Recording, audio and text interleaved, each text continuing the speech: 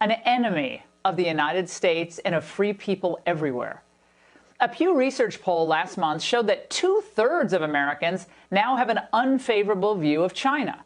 Well, their MO is always the same. Dangle promises of huge financial support or profits as long as everyone looks the other way on their horrendous human rights and economic record, until they met their match in Donald Trump. And let me be clear, no one, and I mean no one, has done more to stand up to China and tackle the challenges that they pose than Donald J. Trump.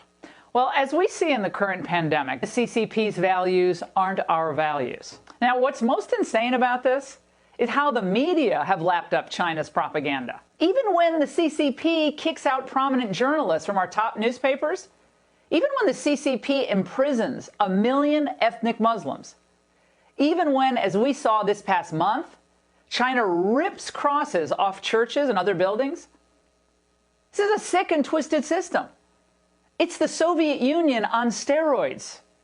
Now, obviously, China is hoping at this point for a Democrat in the Oval Office. That's beyond obvious.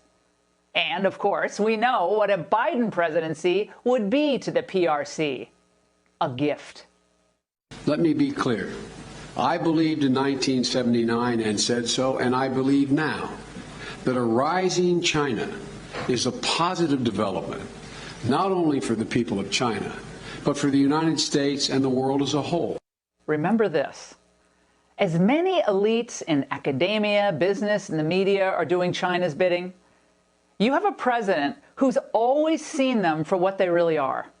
A communist power that is working 24/7 to eclipse us militarily and economically. If you think freedom will march through Beijing anytime soon, just remember Tiananmen Square. Remember last year's Hong Kong protests. And remember China's refusal to reveal all that it knows